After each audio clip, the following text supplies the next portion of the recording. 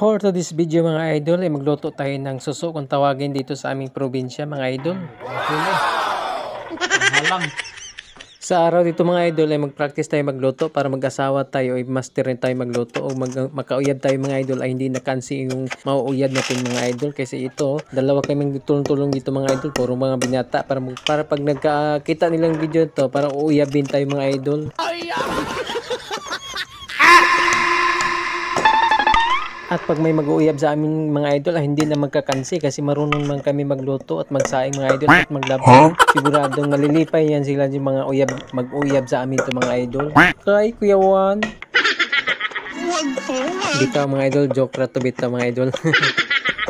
Og dito mga lods kaya natapos naman tayo magtintel magpunta-punta tayo sa ating bundok mga idol no. Magkukuha na tayo, magnakaw tayo ng kuan dito mga idol, malunggay o yan o. Talagang bubunutin natin tayo, bilisan na natin baka mabutan tayo ng mga ari ito, matitigbasan yung ating likod dito mga idol.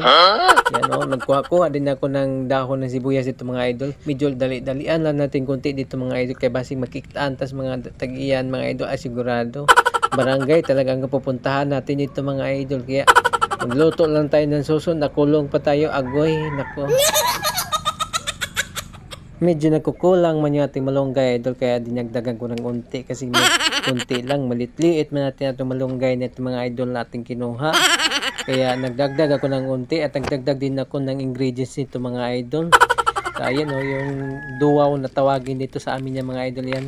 Yan yung pabango dyan mga idol pag ginataan na luto mo. At saka masarap yun dun yung duwaw na ihalo mga idol.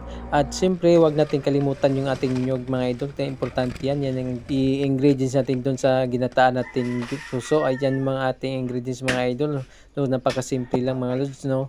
Ay may kalabantos pa nga tayong kasama dito. At siyempre ating hugasan yung ating mga ingredients mga idol para malinis. Ayan na mga yung dahon ng sibuyas. Pampasarap niya mga idol panghalo dun sa ginataan natin.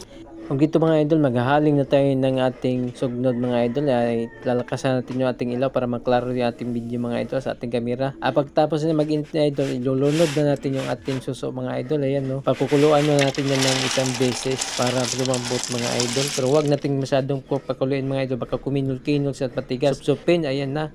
Ayan na, kumulo na naman siya mga idol. So ayan, tinglalagay yung ating gulay, ating ingredients para masarap-sarap yan mamaya mga idol. So hindi mawawala talaga yung mga niyang malunggay mga idol pag may ginataang gusto mga idol. Yan talaga yung pinaka the best na halo niya, yung ganyang mga gulay. At dito mga idol, mayroon tayong kalabantos na ihalo din. Pero ngayon ko lang to nagawa mga idol, itong kalabantos na ihalo dun sa ating suso mga idol no. So ayan, haluin mo natin ng maigi yan idol para magluto-luto siya at hindi na siya matigas kainin mga idol kasi medyo gulang-gulang na yun mga idol, matigas na yung kainin. So kailangan natin haluin ng maigi mga idol. Kurawin natin yung mga idol para magbali-bali yung ano niya, para magpantay yung kanyang luto mga idol. So dito maglagay na tayo ng ating ingredients, napakasimple lang mga idol. Karabo, meron tayong duwaw at saka meron tayong dahon ng sibuyas mga idol. So yun, yan, ilulunod natin yung mga idol tapos ating kurawin ulit para lumambot siya at pumunta dun sa ilalim para magpantay-pantay yung kanyang luto mga idol. So ayan ang gagawin natin. Tapos lagyan natin ng sarap-sarap para okay yung kanyang timpla mga idol. Inuna ko yan para hindi ito magkaro-karo maya paglagay ng ating gata mga idol. At dito nga ay atin nang ilulunod yung ating gata mga idol. So ubusin natin yung mga idol kahit marami yung sabaw. Dapat sana ay konti lang yung sabaw kaso nadamihan natin ng sabaw kaya okay lang yan. At dito mga idol, tapos na tayo magluto, maghukad-hukad na tayo mga idol, magkakain-kain na tayo kasi nagugutom na tayo mga idol, naguguslaan na yung ating tiyan mga idol. Kasi yung nagpamahaw pa man tayo mga idol, yung umaga man to, kung wala pa tayong kape, dito, ito yung inuna ko magluto kasi masarap talaga itong suso mga idol pagkataan. No? Lami po niya sudanon mga idol. Talagang magsarap-sarap yung kain dito, talagang busog na busog ka mga idol. So kailangan natin ng damihan natin ng sabaw kasi yung tatay ko mahilig sa sabaw din. Kaya maghigop-higop man yan siya dyan. So kailangan talaga nating damihan yung ating sabaw. O yan, may pangalawa nating panaksan mga idol. Atin yung hukarin kasi dalawa yung panaksan natin ngayon. Ilalagay na din doon sa lamisa. Kasi medyo marami-rami din kami kakain mga idol, mga 5 piraso.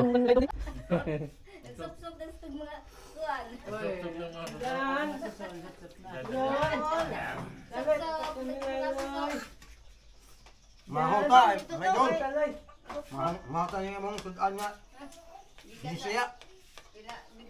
Bisaya ni, di ka ni sa dulit eh. Bukid sa pati bato. Naik ginamos nga butang limon, napoy manok na dubo, napoy tutok, nga gituluan.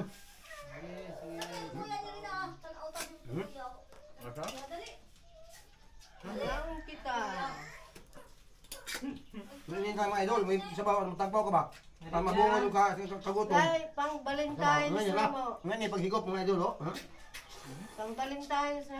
Sarap. Pala. Naka-already ni Duhan. Suso Sarap. pala. Suso pala. Oh, kita-kita ninyo. Tug na kayo nagkuhan, speaker kayo, marang mukanta nila kayo naka-Valentine's Day mo yung Duhan. Natuwa mo guys.